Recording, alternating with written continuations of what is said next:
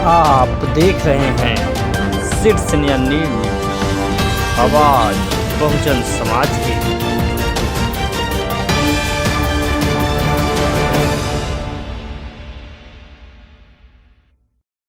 छोड़ दीजिए।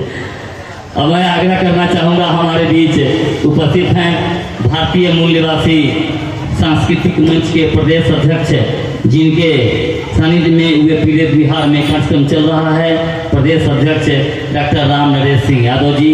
आप आवे, और आप तो खुद इस मंच के मालिक ही हैं, आप खुद समय को ध्यान में रखते हुए बात रखेंगे। आदरणीय आज इस श्रद्धांजलि सभा की अध्यक्षता कर रहे अध्यक्ष जी, तमाम उपस्थित हमारे संगठन के साथी, वामसेप के राष्ट्रीय उपाध्यक्ष मान्यवर महेंद्र बाबू, माता एवं बहनों, नौजवान साथियों, सबसे पहले मान्यवर दिवंगत लक्ष्मण राम जी को श्रद्धा सुमन अर्पित करते हुए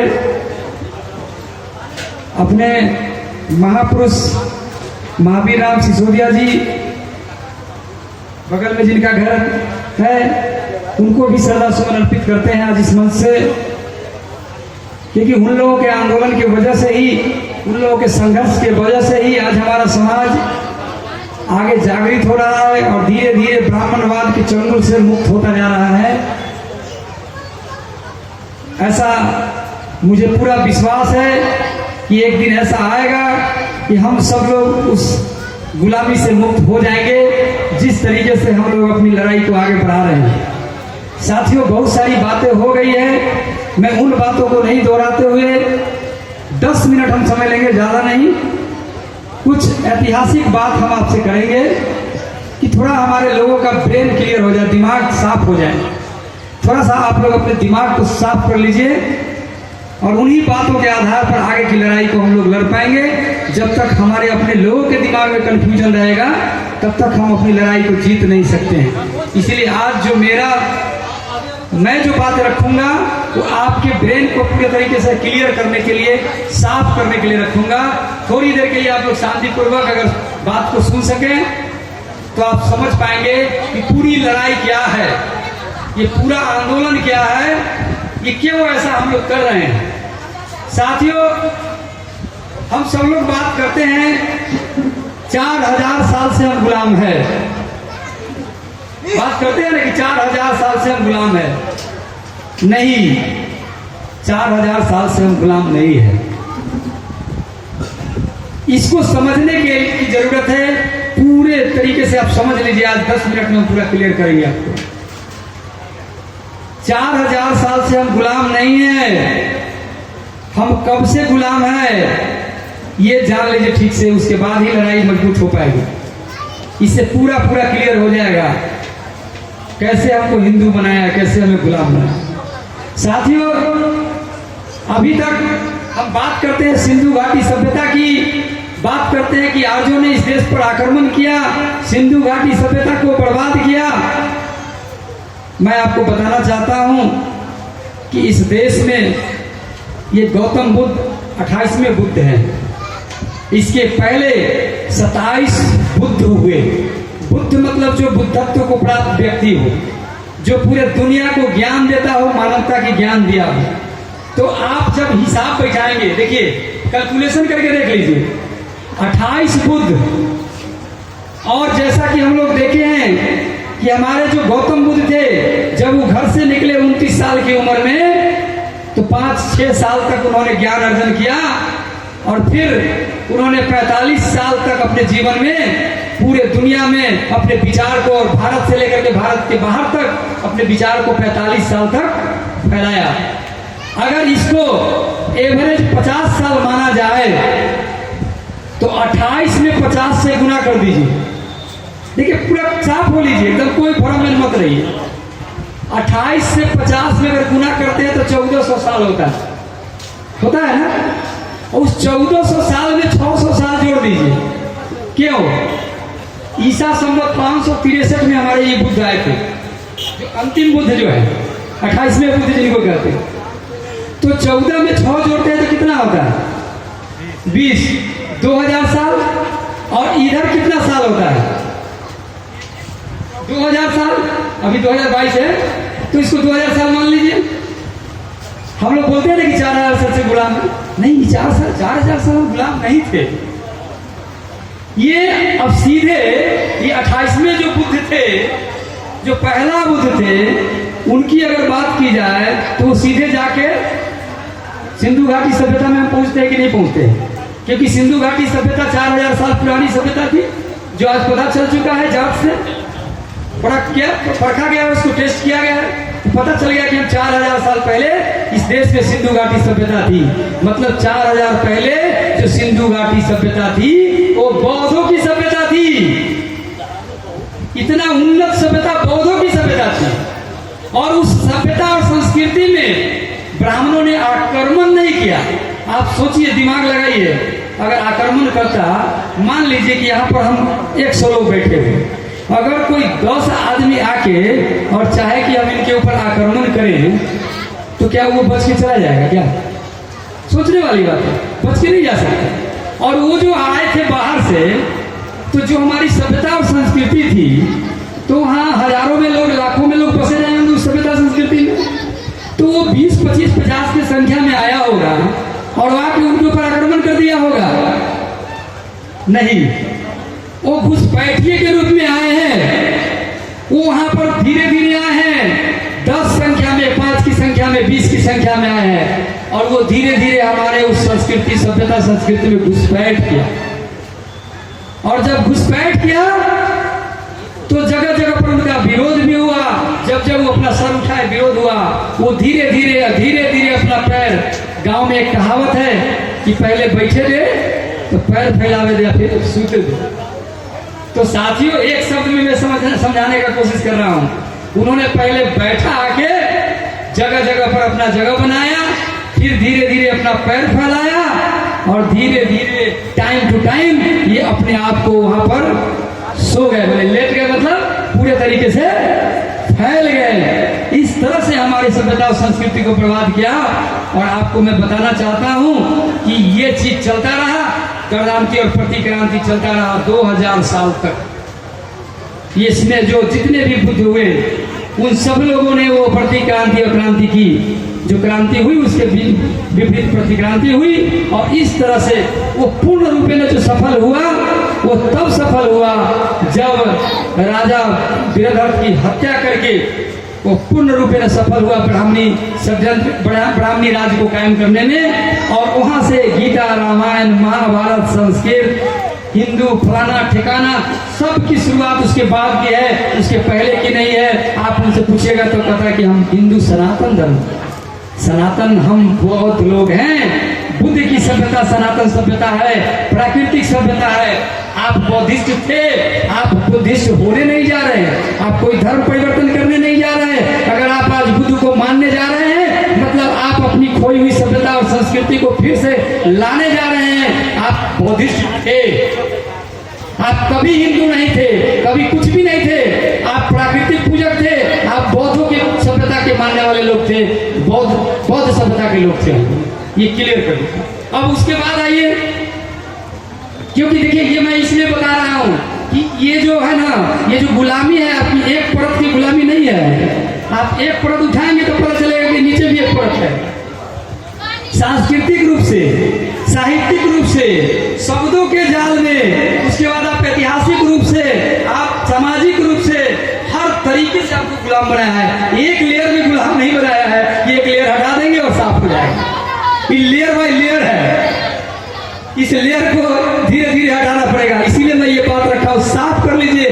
कुछ भी नहीं, आप 2000 साल से ईसा संवत 185 में जब राजा वीरभद्र की हत्या करके पुष्यमित्र शुंग ने अपना राष्ट्र स्थापित किया, पूर्णतः ब्राह्मणी सत्ता आपके, उसके पहले जो संघर्ष चला वो चलता रहा। कभी वो हावी हो जाता था, कभी हम लोग हावी हो जाते थे, लेकिन पूर्ण रूप में वो सत्ता प्राप्त किया ईसा संवत 185 में। और उसके बाद ये सारे काल्पनिक धर्म ग्रंथ, रामायण, गीता, महाभारत सब लिख करके, और देवता, जितनी भी देवताएं हैं, जिसको ब्रह्मा विष्णु जो भी कहते हैं आप, सब उसके बाद की उपज है। ये बुद्ध तो बहुत सनातन है, बुद्ध तो सनातन है। तो साथियों मैं इसीलिए ये बात बताना चाहता हूं। एक एग्जाम्पल देकर के आपको समाप्त करूंगा, बात ज्यादा लंबा नहीं, ये आप समझ गए होंगे। एकदम ब्रेन क्लियर कर लीजिए कि हम 2000 साल से इधर पूरी तरीके से गुलाम हुए हैं। उसके पहले हम लोग लड़ाई लड़ते रहे, संघर्ष करते रहे, क्रांति और प्रतिक्रांति चलती रही और धीरे धीरे उन्होंने अपना पैर फैला लिया, इतना मजबूत अपने आप को कर लिया कि ऐसा सन 185 में हम लोग पूर्णतः उसके गुलाम बन गए। और बौद्धों का कत्लेआम हुआ, ये सब आप लोग जानते हैं, इसको बताने की जरूरत नहीं है। सारे बौद्ध विहार को मंदिर में कन्वर्ट कर दिया गया, सारे बुद्ध की प्रतिमाओं को, विष्णु को, किसी को विष्णु का रूप दे दिया गया, किसी को दुर्गा का रूप दे दिया गया, किसी को कोई देवी का रूप दे दिया गया। इसका जीता जागता प्रमाण मैं आपको एक उदाहरण से बता देना चाहता हूं। जो अभी जो वर्तमान जो बुद्ध जिनका जन्म लुम्बिनी में हुआ, लुम्बिनी में जन्म हुआ, मैं आप लोग से आह्वान करता हूं कि आप अपने बगल में जो बुद्ध हुए 28वें बुद्ध, इनके बारे में ठीक से जानिए। अभी तक हम लोग इनके बारे में इतना भी नहीं जानते। सब कुछ जानते हैं लेकिन इतना नहीं जानते हैं, कहते बहुत जानते हैं लेकिन इतना नहीं जानते हैं। इनको जान लीजिएगा ना, सब क्लियर हो जाएगा। कैसे कैसे हमारे बुद्ध विहार को मंदिर में कन्वर्ट किया है, ये जाके लुम्बिनी में देखिए, यहाँ हो रहा है। अभी आंखों के सामने देख के आए, देखिए साथियों मैं बताना चाहता हूं कैसे शाब्दिक रूप से गुलाम बनाया।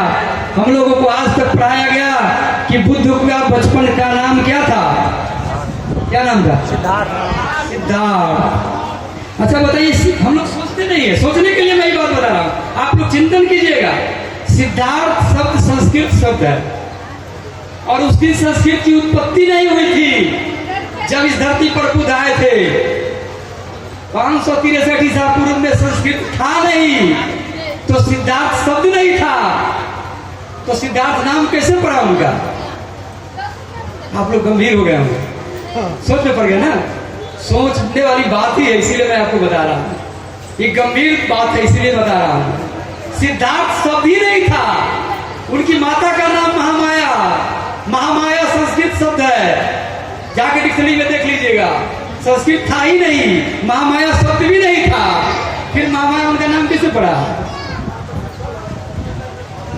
उनकी मौसी का नाम प्रजापति गौतमी, प्रजापति संस्कृत शब्द है, संस्कृत की उत्पत्ति नहीं हुई थी, प्रजापति शब्द नहीं था, नाम कैसे पड़ गया? अब देख लीजिए ये कैसे साहित्यिक तौर पर आपके इतिहास को दफनाया जा रहा है कि आप अपने असली इतिहास तक नहीं पहुंच जाइए। साहित्यिक तौर पर शब्दों के जंजाल में कैसे आपको इतिहास को दफनाया जा रहा है, ये समझने के लिए मैं रखा हूं। बात बहुत लंबी है लेकिन समझने की कोशिश कीजिए। बुद्ध का थोड़ा सा कहानी आपको बता देता। कोलिय गणराज के राजा अंजन थे, जिनकी 2 बेटी थी, एक का नाम था रुक्पन, एक का नाम था रुम्मन। और रुक्पन को ही महामाया बना दिया ब्राह्मणों ने। उस समय का नाम उनका था रुक्पन देई और रुमन देई। आज भी हमारे महिलाएं घर में गीत गाती है तो गाती है ना, फलना देई, देवी नहीं, देवी भी शब्द ब्राह्मणी शब्द है, संस्कृत शब्द है। हमारे महिलाओं के नाम के आगे देवी नहीं लगता था, देई प्राकृतिक शब्द है, ये लगता था। तो उनकी माता का नाम क्या हुआ? रुम्मन देई जो थे, उनका शादी हुआ सुद्धोधन से, और जब बुद्ध का जन्म हुआ तो 7वें दिन उनका देहांत हो गया, उनकी माता का, जो पढ़ते हैं हम लोग। तो जब उनका देहांत हो गया तो उनके पालन पोषण के लिए उनके पिताजी जो सुद्धोधन थे, वो उनकी मौसी गौतमी जो छोटी बहन थी, उनसे उनका शादी हुआ और उनका नाम था रुम्मन देई। आज भी जाके कपिलवस्तु लुम्बिनी जो जगह है वो रुम्मन देई जिला में है, नेपाल का जिला रुम्मन देई है, जो उनके मौसी के नाम पर है। और बुद्ध का बचपन का नाम सुकीति था, सुकीति प्राकृतिक शब्द, इसमें संधि विच्छेद नहीं हो सकता। मतलब जितने भी शब्द जिसका संधि विच्छेद हो सकता है वो संस्कृत का शब्द है, संस्कृत भाषा से लिया गया शब्द है। तो सुकीति का कोई संधि विच्छेद नहीं हो सकता। ये मैं औजार बता रहा हूँ वहां पर रखने का, ये औजार है, इसको समझिए कैसे हमको गुलाम बनाया हुआ है, साधारण बात नहीं है। इसीलिए इतना देर लग रहा है हमको गुलामी से निकलने में। ये सब चीज अब खोजा जा रहा है, ये सब चीज चीज सामने आ रहा है। धन्य मनाइए उस महापुरुष सम्राट अशोक की। अगर सम्राट अशोक इस धरती पर नहीं होते और उन्होंने बौद्ध स्तूप नहीं बनवाया होता, जिस बौद्ध स्तूप को भी जमीन में गाड़ दिया गया, उस पर शिलालेख नहीं लिखवाया होता, तो आज का आपका जो ये इतिहास, ये जो मैं बता रहा हूँ, ये भी चीज आप नहीं और हम नहीं जान पाते।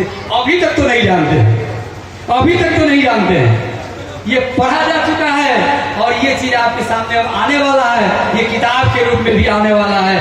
बहुत जल्दी अब किताब के रूप में आपके बीच ये सब चीज आएगा। इसकी शुरुआत भारतीय मूलवासी सांस्कृतिक मंच के लोग कर चुके हैं कि अपने ओरिजिनल इतिहास को लोगों तक पहुंचाना, क्योंकि सांस्कृतिक मंच का काम ही है अपनी मिटाई गई सांस्कृतिक विरासत को अपने लोगों तक पहुंचाना है। तो मैं थोड़ा सा आपको ये बताने का कोशिश किया हूँ। इन बातों को समझ के पूरा दिमाग साफ कर लीजिए। जो लोग हिंदू का चोला पहन के हमारे लोग घूम रहे हैं, हम कभी से हिंदू नहीं थे। हिंदू मतलब गुलाम। जब से आप हिंदू हैं तब से आप गुलाम हैं। जब से आप रामायण जानते हैं तब से आप गुलाम हैं। जब से आप महाभारत जानते हैं तब से आप गुलाम हैं। अगर आपको गुलामी से मुक्त होना है तो आपको पहले हिंदू को छोड़ना होगा। उसके पहले रामायण महाभारत और गीता को छोड़ना पड़ेगा। इन सब को कचरा में लग के आग लगा के जला दीजिए। ये सब गुलामी का ग्रंथ है, ये सब गुलामी का शब्द है।